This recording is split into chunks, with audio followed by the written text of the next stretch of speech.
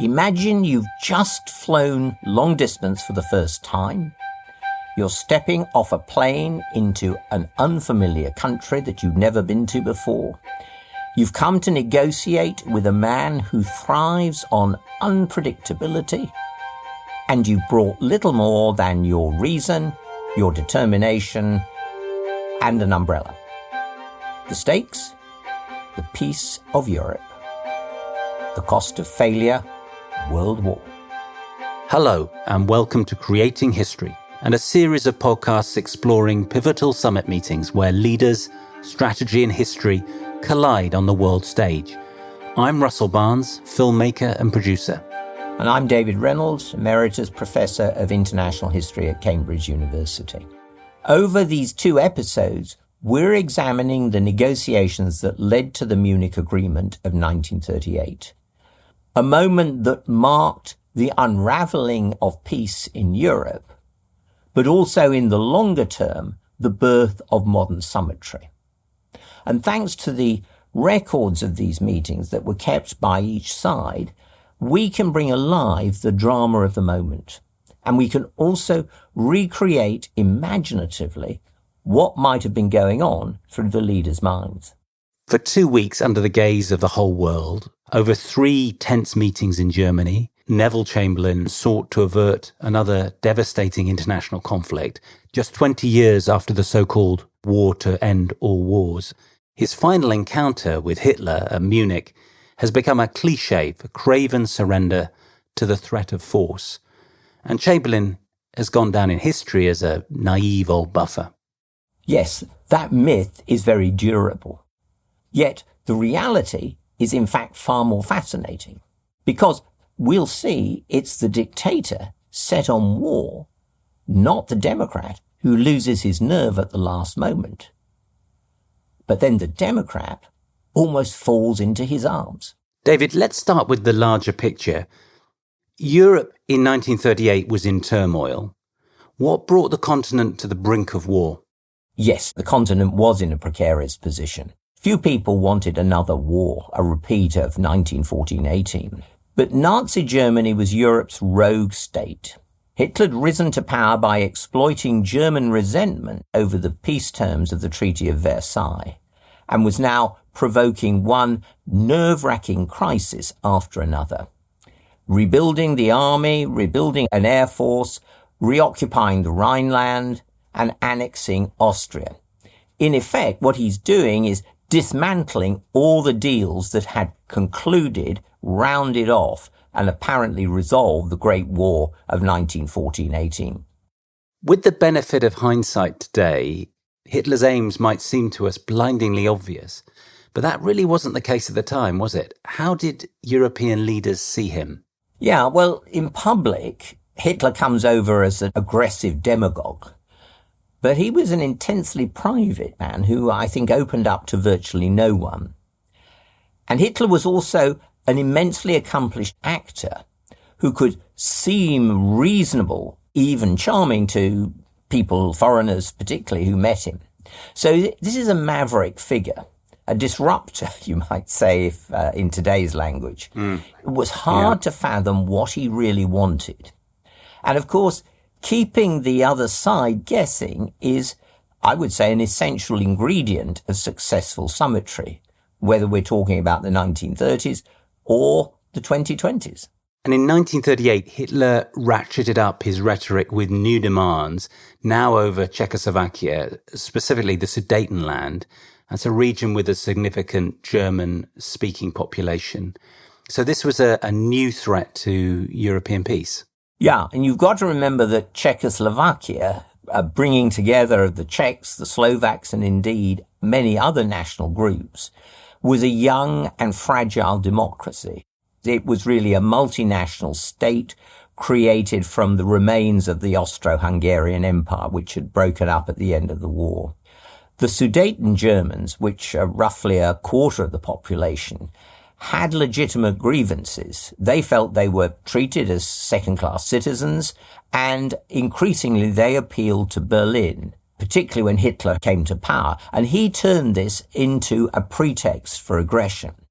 He took up the cause of these beleaguered German people. He threatened to invade Czechoslovakia in order to get a proper deal for them. Indeed, he started to talk about absorbing the Sudeten area, like he'd done with Austria, into his expanding German Reich. Why was Czechoslovakia significant to Hitler's plans? Oh, strategic importance. It's right in the heart of Europe. It had a strong armed forces, military. It was allied with France. And all this made it a real potential obstacle to future German expansion. So Hitler, frankly, wanted to eliminate Czechoslovakia. And I think it's really important that he wanted to do this by war. He had grown up in the German part of the Habsburg Empire, where there was a really almost visceral hatred of the Czechs.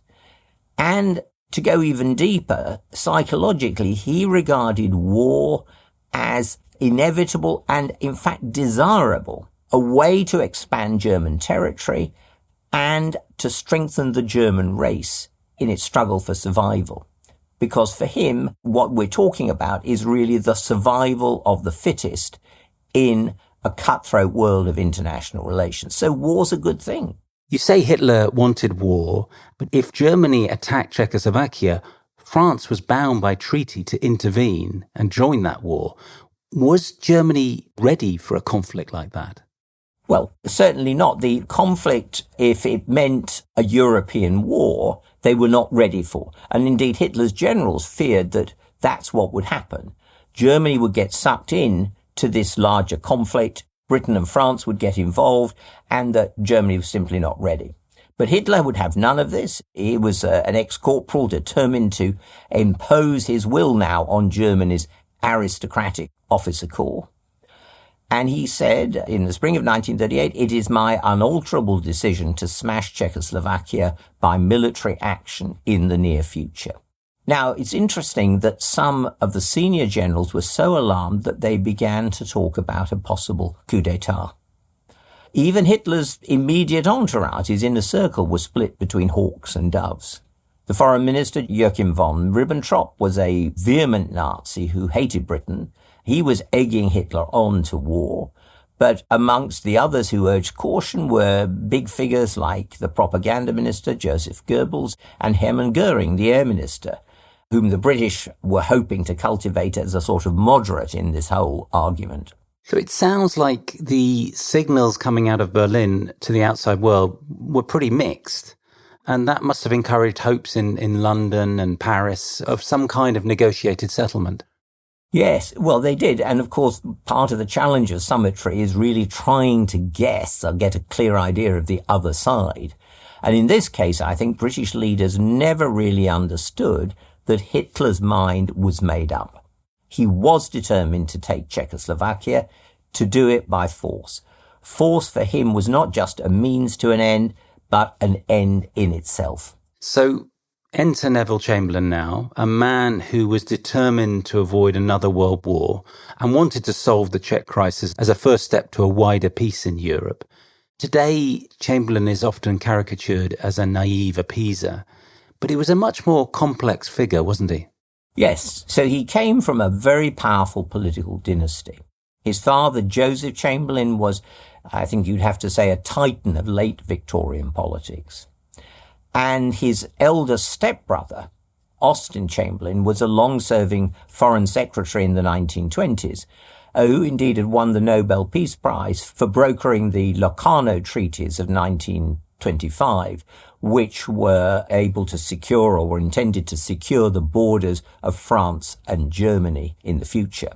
Neville, by contrast, is a late bloomer. And we've got to remember, if you like, the family psychology, the human psychology in many of these summit stories. And it certainly matters in the case of Neville Chamberlain. Austin was groomed for power and politics. Neville stayed at home in Birmingham, in local business, civic politics. He didn't enter Parliament till he was nearly 50. But then in the 1930s, this previously marginal man in the dynasty found an opportunity to outdo his famous father and his brother. He served as a successful reforming Chancellor of the Exchequer, presiding over Britain's recovery from the Great Depression. And actually, he proved surprisingly adept before the newsreel cameras. It's interesting. He doesn't sound as wooden and as stereotyped as one thinks. And then finally, in 1937, at the age of 68, Neville becomes Prime Minister. And for him, this wasn't power for power's sake, was it? He arrived with a sense of personal mission to prevent another world war. Yes, absolutely. Most politicians, I think, particularly ones that are playing on the world stage, have a sense of personal ambition, but also a sense of something they're trying to do. And Chamberlain was committed to appeasement. Now, you've got to remember that word appeasement was not a dirty word in those days. It was regarded as a really laudable aim. As the word suggests, it's about pacifying, bringing peace. And like many of his generation, Neville was haunted by the horrors of the First World War. His cousin and closest friend, Norman, had died on the Western Front. Neville believed that avoiding another war was a moral imperative. And of course, the other thing I think that's really important, you've got to remember when Chamberlain and people around him talked about the danger of war over Czechoslovakia, they didn't mean just a conflict in the middle of Europe or even a German attack on France. The assumption was really very different and much more direct. They focused on a new weapon of mass destruction, Hitler's air force, a threat that could cross the channel far more easily than in the days of sea power and navies. And they feared that a war in Europe over Czechoslovakia would involve immediately a massive series of German air attacks on London, bombing raids on the city that was the home to a fifth of Britain's population. And you've also got to remember that until the late 30s, certainly not until after this crisis, we don't have fast monoplane fighters like the Hurricanes and Spitfires. We don't have a secure development of radar. So it's assumed that there's no defense against aerial bombing. The cliche of the time, chilling cliche of the time, was the bomber will always get through. And this threat of a knockout blow, as it was put from the air, it terrorized the popular imagination in the 1930s. It features in books and films. And the 30s politician Harold Macmillan, who went on to be Prime Minister in the 1960s, he said then, we thought of air warfare in 1938 rather as we imagine nuclear war today. So massive devastation. Now, we know that, in fact, British intelligence had got it horribly wrong. In 1938, the Luftwaffe hadn't got planes with sufficient range or bomb loads to inflict serious damage on London. And it's ironic, it's painful to think that if Chamberlain and his colleagues had understood the limits of German air power, they might have called Hitler's bluff and risked war, as people like Churchill were arguing from the back benches in the Commons. But of course, Churchill was one of those people who was talking up the extent of the German air threat. Right. So Chamberlain was operating on the basis of assumptions and intelligence that prevailed at the time, clearly. And he wanted to avoid a war at all costs. And he believed that old forms of diplomacy weren't up to the job of achieving that. Yes, absolutely. He thought that the old system of ambassadors and telegrams was outmoded in this different age of air power and fast-moving events. He believed that personal face-to-face meetings between leaders could resolve crises more effectively, that one man had to play the cards on behalf of the democracies when dealing with an all-powerful dictator, especially if the dictator was as volatile as Hitler.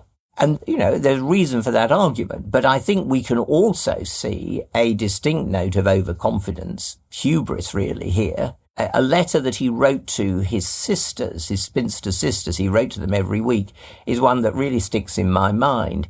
He told them this, he said, as Chancellor of the Exchequer, I could hardly have moved a pebble.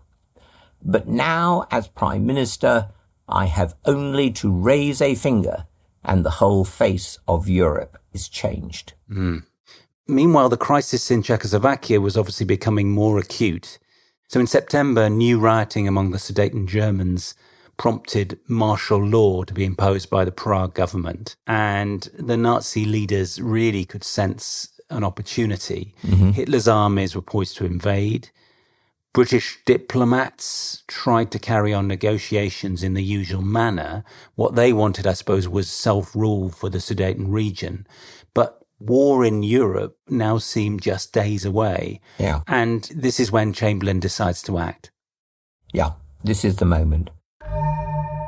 Looking for a true crime podcast that goes beyond the headlines? When I interviewed her 20 years on, she said that Fred told her there were hundreds of bodies buried in Gloucester. It's a deeply disturbed love story. Join Sky News crime correspondent Martin Brunt and journalist Helen Fospero on True Criminals, a weekly deep dive into the cases that shook the world, with insights so shocking they still haunt our imagination today. This is True Criminals. When Gareth was 14, he was in a relationship with an attractive young teacher at his school, and he thought he was the luckiest boy in the world. But when she walked out of his life, everything started to unravel. 35 years later, everyone's acting like it never happened, and Gareth wants to understand why. How about the truth? How about we do that first and then we work out where we're going to go from there? How about the truth? This new 4-part series is about who gets to be a perpetrator and a victim. To listen, just search for Lucky Boy wherever you get your podcasts. Late on September the 13th, Chamberlain personally intervenes in the crisis, and he launches what he called Plan Z, which was an attempt to strike a deal for Sudeten self-rule, but doing it face-to-face with Hitler, using his authority, as he thought of it, as Prime Minister. And what's interesting, I think, and you've got to give Chamberlain credit for this as a diplomat and as a man getting into summit diplomacy, he realized that the aeroplane could be an instrument of diplomacy as well as a weapon of war. So his idea was, it's a real sort of leap of the imagination, was he was going to fly to Germany for direct talks in the hope that this could stop Hitler in his tracks, stop all those German plans for invasion, and allow Britain to seize the initiative. Because what's been happening all through this crisis, indeed for the last few years, is that Germany's been taking the initiative, doing things unpredictably, which knock people off balance. And now there will be a chance of Britain doing something that would seize the initiative. And also important in his mind was that seeing Hitler face to face would enable him to make his own judgment about Hitler's sanity. Right. In another revealing letter to his sisters, he wrote, "Is it not positively horrible to think that the fate of hundreds of millions depends on this man and he is half mad?" And that was the point. You know, were you actually dealing with somebody who was crazy, or was there some way that you could conduct rational discussions with him? Chamberlain wanted to look him in the eye to try and work that out for himself. Summitry seems like quite a presidential move. Yeah. Chamberlain is, I suppose, centralizing power, personally representing the nation in his vision of it. Presumably, he was also thinking that through a one-on-one summit, he could navigate around critics of his policy of appeasement in the cabinet and in the Foreign Office. I think that's right. He was careful to keep Plan Z under wraps. He didn't announce the summit to the full cabinet until after he'd sent the message to Hitler, a message effectively inviting himself to come and see the German Chancellor. He wrote, "In view of the increasingly critical situation, I propose to come over at once to see you with a view to trying to find a peaceful solution. I propose to come by air and I am ready to start tomorrow." You can't really say no to that. It's a dramatic gesture. How did the Nazi leaders respond?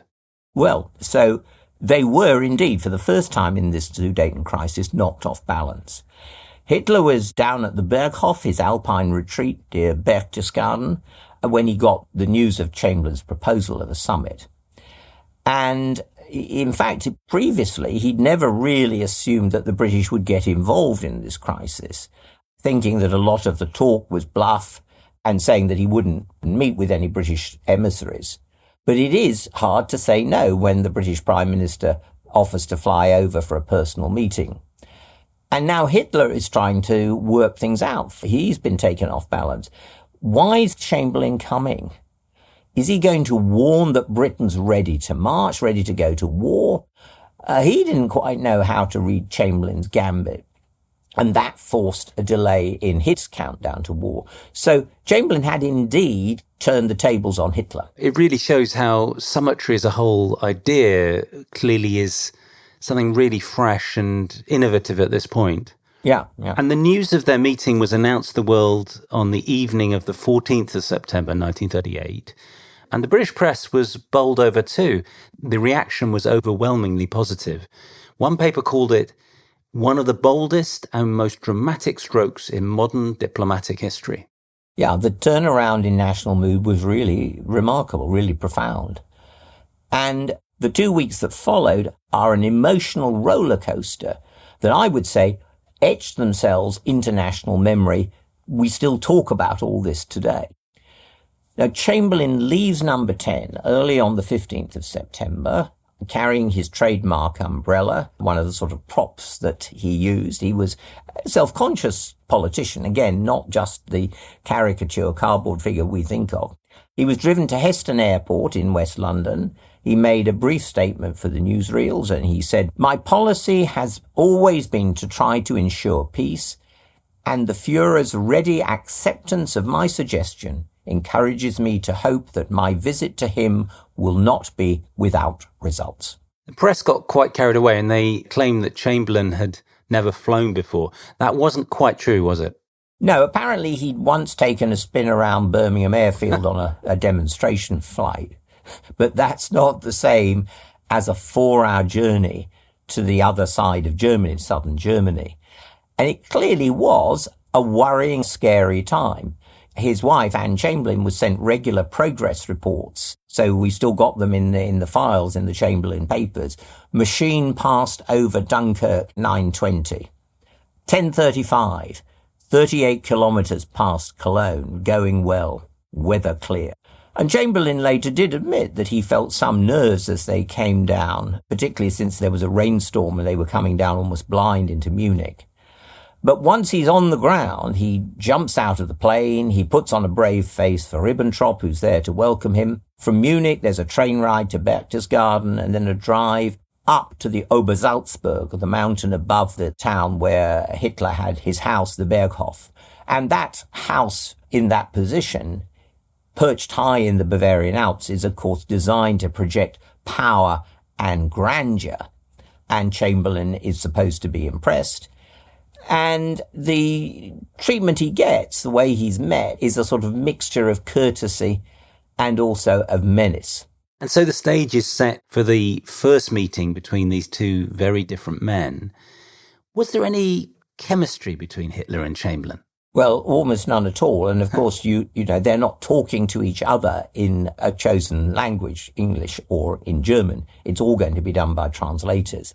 Summits tend to be successful when statesmen do develop a personal relationship, when they click. But the first impressions here were not good. And Chamberlain later told his sisters that Hitler looked, quote, entirely undistinguished. You would never notice him in a crowd and would take him for the house painter he once was. Chamberlain also told his cabinet that Hitler was the commonest little dog I have ever seen. Hitler's reactions are more terse. He simply said he found the Prime Minister ice cold. So this certainly wasn't an immediate rapport at all. Yeah. Neither man was particularly known for small talk either. So presumably they got down to business quickly. Yes, so Chamberlain said he wanted to speak to Hitler one-to-one. His aim was to try and get around the sort of advisors, particularly Ribbentrop, who had a real malevolence towards Britain.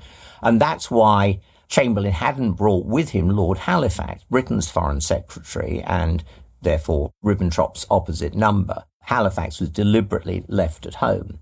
So Chamberlain was his confidence or self-confidence was such that he was doing all this solo, really, without some of his most important advisors. So the two leaders simply go upstairs to Hitler's sitting room. They're accompanied by only Dr. Paul Schmidt, Hitler's interpreter from the German Foreign Ministry. And that's where the Summitry begins in earnest. It's pretty extraordinary that Chamberlain felt he could do this solo, as you said, that he could busk it, we might say today. Yes, solo and without props. No advisors, no briefing books, just enormous self-confidence. It would all have to come down to his skill in the moment. But I think if we reflect on that first encounter, to be fair to Chamberlain, I think what he expected was a general chat that afternoon before getting down to the hard detail when he would bring in a few of his advisors who had been left at the hotel down below.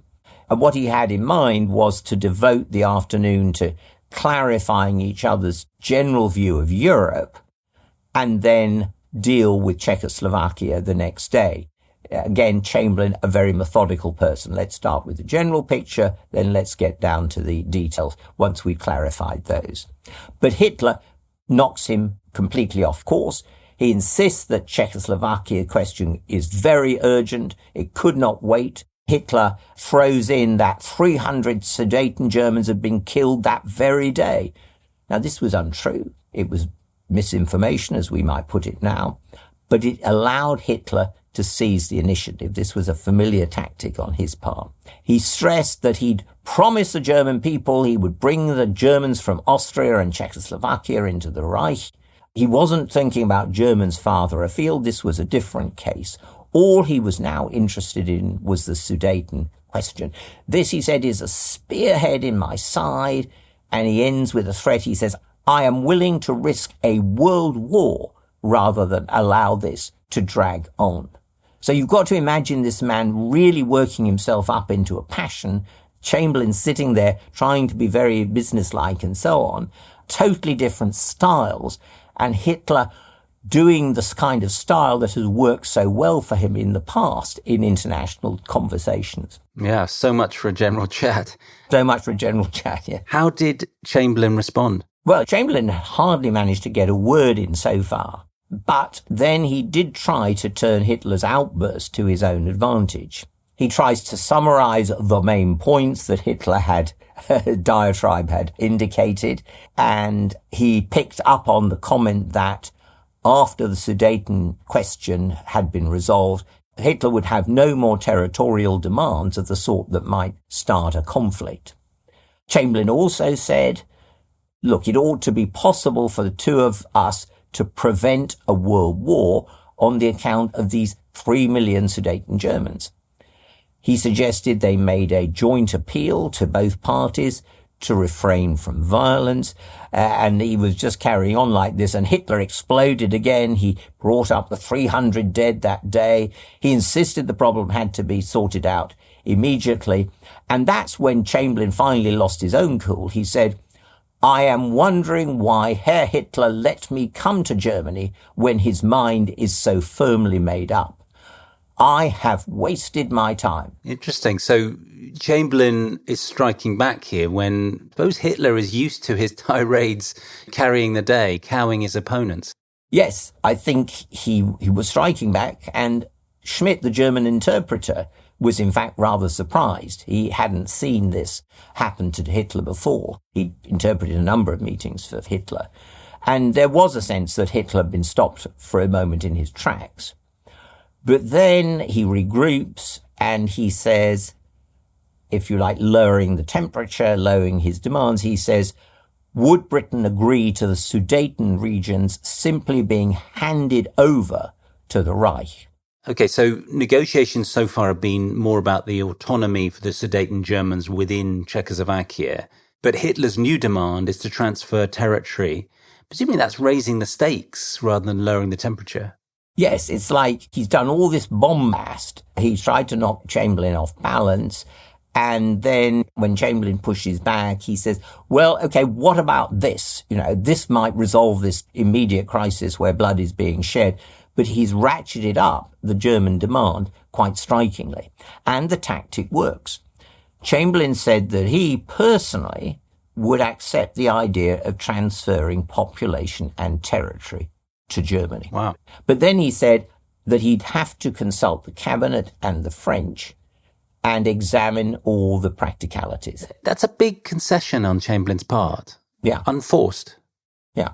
Yes, he's gone to talk only about self-rule for the Sudetens, but he's just agreed in principle, in the atmosphere that Hitler's created, to a transfer of Czech territory to Germany.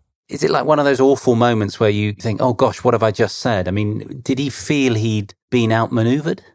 Well, we don't know. I mean, certainly looking at it now, he has been. And I suspect that both men must have realized it. Certainly what we could note is that Hitler seemed much more friendly at the end of their discussion than when they'd gone up to his room. He proposed that Chamberlain should come and have a further visit, see the scenery, quote, when all this is over. So I think we can say Chamberlain had lost ground, really, geographically and psychologically.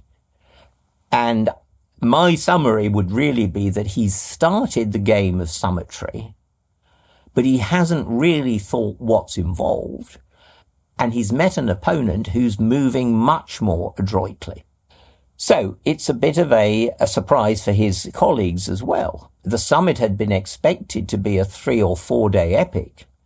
And so it was really rather surprising for his cabinet colleagues and even his wife to read in next morning's papers that the Prime Minister was on his way home already. Yeah. So Chamberlain had obviously made what he thought of as a prudent concession to prevent immediate war. But unlike Hitler, he was a democratic statesman, and he had to sell that concession to his cabinet to make any kind of agreement stick.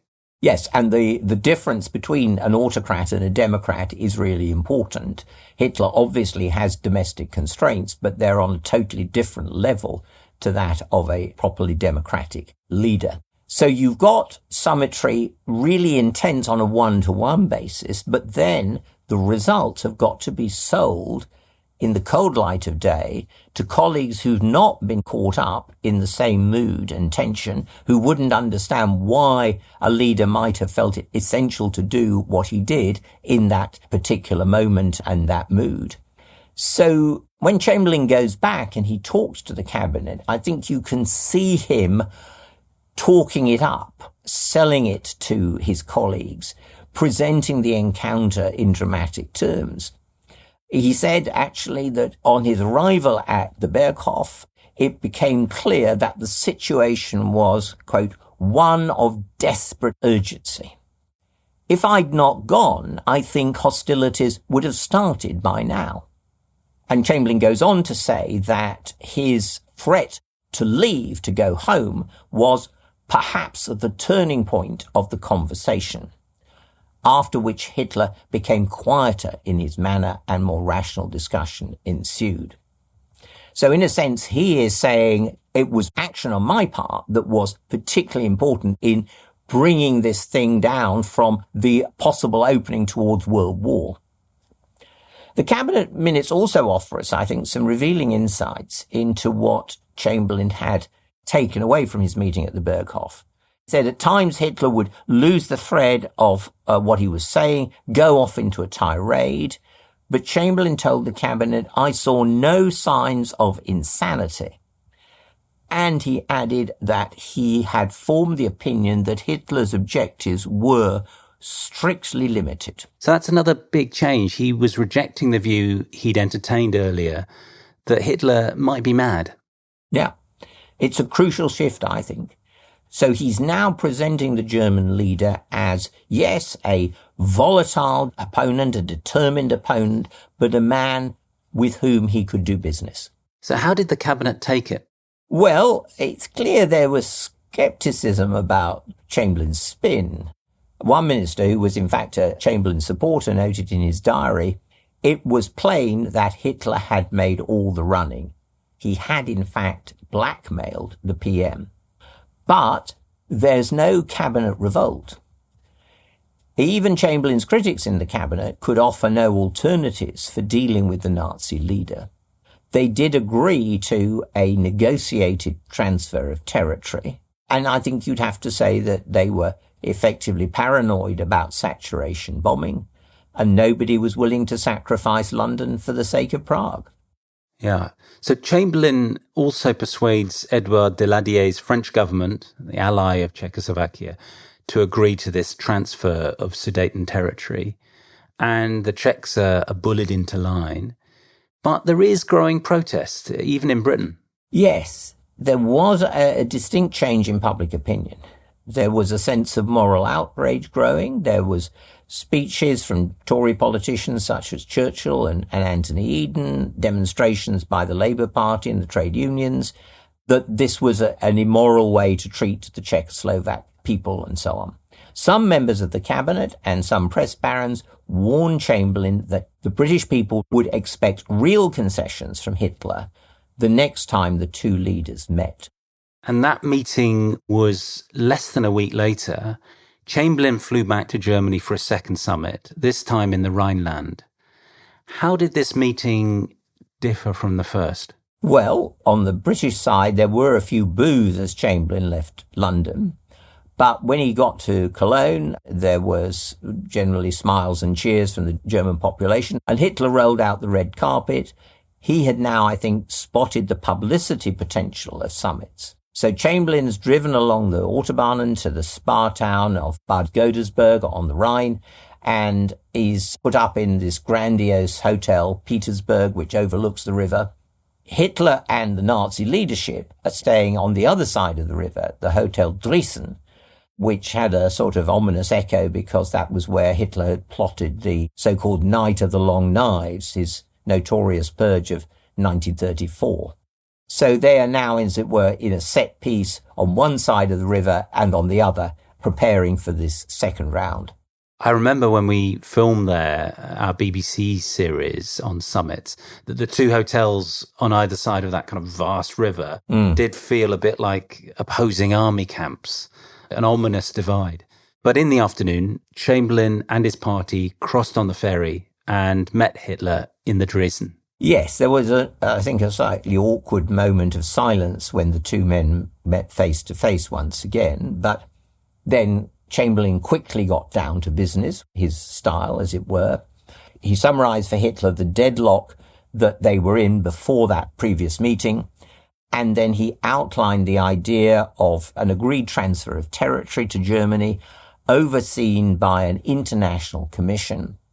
He then went on to explain rather proudly how he'd successfully brought London, Paris, and the Czechs in Prague behind the plan. And then he sat back with an expression almost of satisfaction. And you could sense he's now shown his willingness to cooperate. Now, Herr Hitler, the ball is in your court. Join us in the next episode of Creating History to find out how Hitler played that ball. We'll look at the fate of appeasement and how war in 1938 came down to the wire. You've been listening to David Reynolds and Russell Barnes in Creating History. Please rate, review and recommend our show on your favourite podcast app. It really helps us get the word out and extend our reach. You can follow us at @creating_hist on X or Instagram and send us your comments and questions there or by email to info@clearstory.co.uk. Also, do check out our first series, Creating Churchill, available wherever you get your podcasts. If you'd like to buy us or the team a coffee at ko-fi.com, we'd be very grateful. Details of how to donate are in the podcast description. Creating History is produced and edited by Russell Barnes, with music by Rich Farnsworth, digital marketing by Lee Mann, and sound engineering by Andrew Chappell. Creating History is a Clear Story production.